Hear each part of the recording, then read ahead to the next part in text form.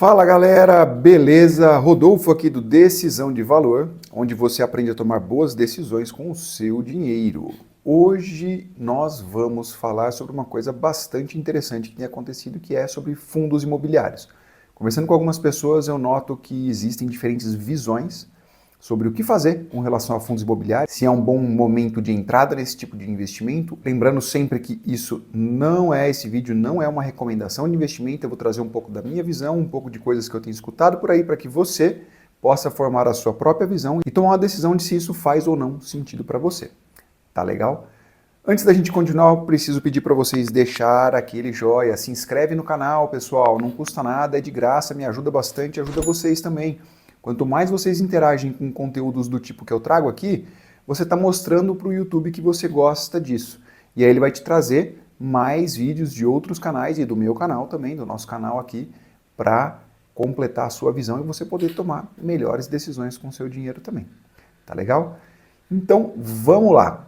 Para a gente começar, eu queria só dar uma contextualização do cenário, que é, bom, nós estamos no momento de alta da Selic. A Selic vem subindo pouco a pouco e no última reunião do Copom, o Copom subiu em 1 ponto percentual a nossa Selic, então ela foi agora para 12,25, um valor bastante alto aí, né? E isso começa a fazer a gente coçar um pouco a cabeça sobre o futuro da nossa economia e quais são bons investimentos. A primeira coisa que eu queria lembrar vocês é que em momentos em que o mercado está bastante estressado, como agora, né, onde, como Warren Buffett, lá um dos maiores investidores do nosso tempo, fala, quando a gente está escutando o som de canhões, né, quando o mercado está bastante estressado como agora, a gente tem ótimas oportunidades de investimento por longo prazo. Lembrando que no curto prazo o mercado ainda está estressado, as coisas podem chacoalhar um pouco para lá e para cá, mas por longo prazo, esse é o momento em que você consegue fazer bons negócios. Então vamos falar um pouquinho aqui de fundos de investimento. Primeira coisa, né? Por que a alta de juros machuca tanto os fundos imobiliários? Bom, basicamente a gente tem o valor, né, do fluxo de caixa do fundo, ou seja, da projeção dos aluguéis que ele vai receber. Quando a gente faz um valuation, a gente dá uma reduzida nesse fluxo de caixa também. Fundo imobiliário a gente não considera tanto isso, mas faz parte, né, da avaliação desse fundo imobiliário também. E aí o que acontece é que a gente tem também um benchmark com a renda fixa. Então você está olhando um fluxo de aluguéis, ou seja, um fluxo de rendimentos de um investimento, né? E aquele fluxo de aluguéis você vai comparar normalmente com a rentabilidade que o seu dinheiro daria numa renda fixa.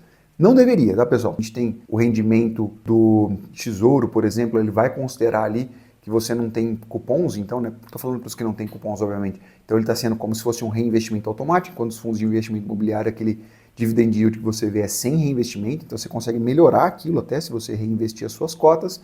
Um também é sem imposto de renda, o outro tem imposto de renda. Então tem uma série de coisas que a gente não deve nunca comparar só o percentual na tela ali. Mas ele acaba sim sendo um benchmark, na medida em que é um custo de oportunidade, ou seja, se eu não estou comprando fundo imobiliário, eu posso colocar num tesouro ou em algum CDB, enfim, uma outra renda fixa que me gere também um fluxo de pagamentos ou que me dê uma certa rentabilidade ali. Então, existe sim uma comparação na medida em que é um custo de oportunidade, mas a gente não deve comparar os rendimentos diretamente, tá, pessoal? Embora a gente não deva, as pessoas fazem. Então, isso ajuda também a pressionar os fundos de tijolo, os fundos de papéis, os fundos imobiliários para baixo.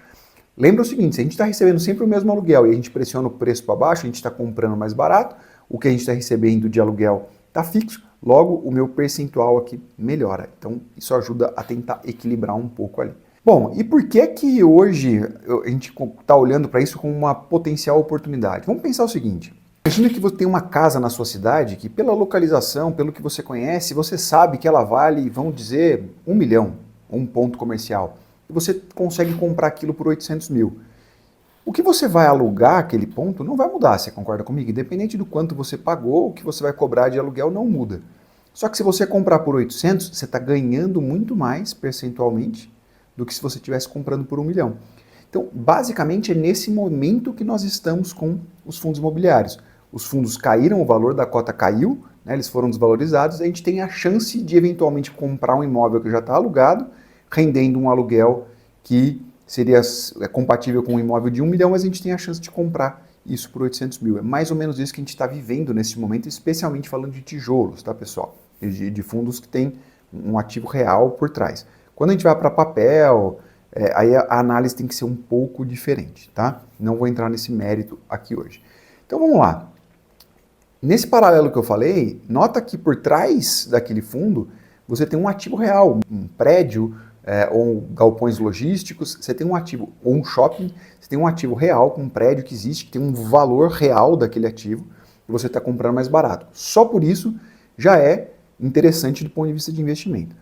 Além disso, como você tem aluguéis que estão negociados, que tem um contrato por trás e que vão ser reajustados ao longo do tempo, você tem uma provável melhora desse valor de aluguel que você está recebendo, né? Por quê? Porque a gente está tendo uma inflação que está descontrolando um pouquinho, subindo ali um pouquinho também. Quando for reajustar esses contratos, possivelmente vão ter alguns reajustes, tá legal?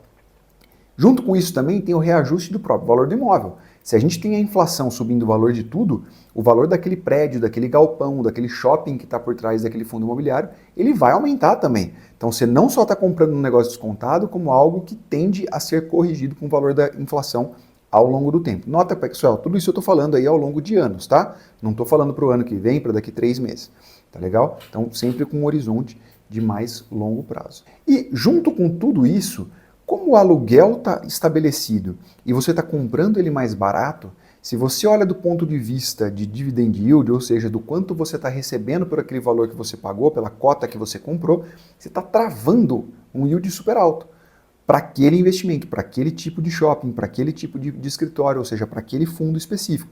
Então você consegue comprar no momento em que você está garantindo ou, de certa forma, travando aí uma rentabilidade superior ao que você conseguiria 3, 4 meses atrás, em que esse investimento ainda era interessante.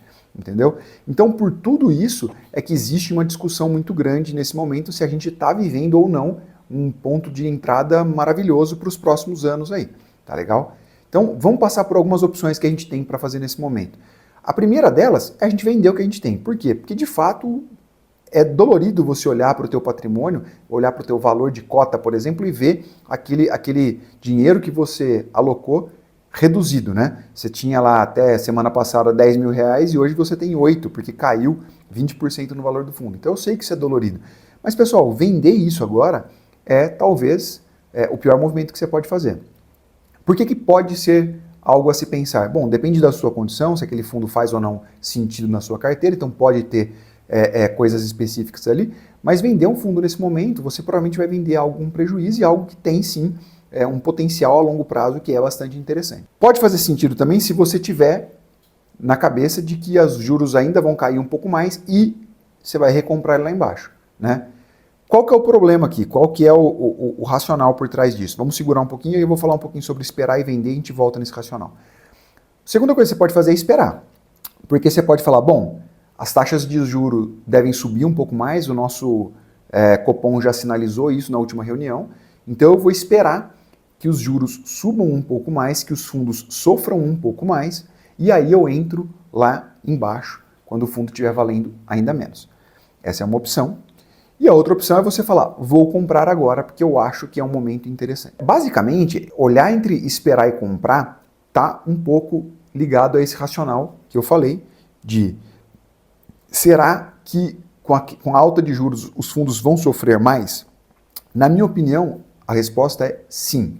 A questão é, quanto mais e até quando? Por quê? Existe um ditado no mercado financeiro que diz, o mercado sobe no boato e cai no fato. O que eu quero dizer com isso? Se você espera que alguma coisa vai acontecer de muito positivo, você vai lá e compra isso nesse momento, e no momento em que aquilo acontece, o potencial meio que deixou de estar lá, então você acaba vendendo, tá?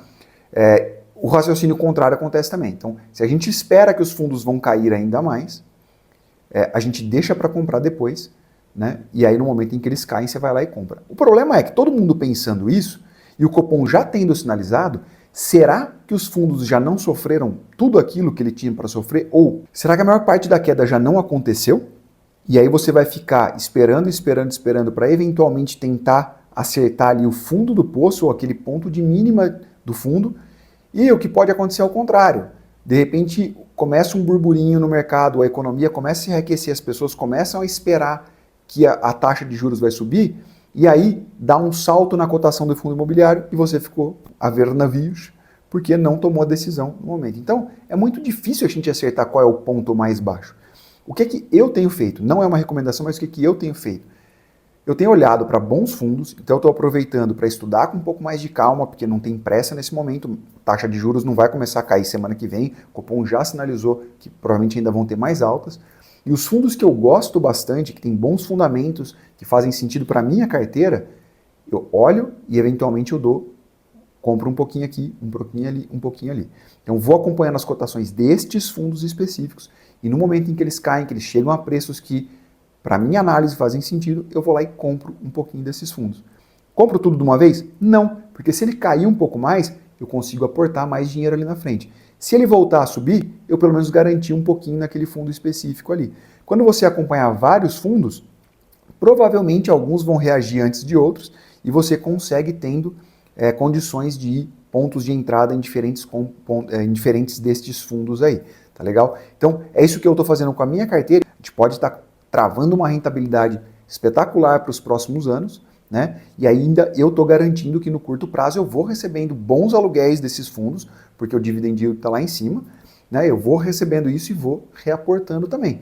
Então, à medida depois que os fundos voltarem a subir, eu vou reaportando esses investimentos, cada vez com um preço um pouquinho mais alto, né? Esperando que eles subam ali na frente, mas são aluguéis que já estão vindo aí de uma rentabilidade que eu travei lá atrás, tá legal? Então, avalia se isso faz sentido para a sua carteira, não se desespera, vender agora só se você achar que ainda vai cair muito para você poder recomprar um pouco ali na frente, pelo menos do meu ponto de vista, para minha carteira, para aquilo que faz sentido no longo prazo para mim, mas você tem que dar uma avaliada se isso faz sentido para você também. Então, o que eu vou fazer com os meus investimentos é esperar um pouquinho agora, vou comprando aos poucos, aproveitando o momento que é de queda, sem desespero, para avaliar bons fundos, aqueles que eu já estava de olho lá atrás, tem grande qualidade, por isso tinha um alto preço também, para ir abocanhando um pedacinho aqui e ali, botando mais fundos para dentro da minha carteira, até um patamar que seja saudável para a composição dos meus investimentos como um todo. Deixa o like, lembra que eu falei, me ajuda, mas ajuda vocês também. Vamos fazer o canal crescer cada vez mais aí. Peçam conteúdos que faz sentido para você e que você quer escutar a gente falar um pouquinho também.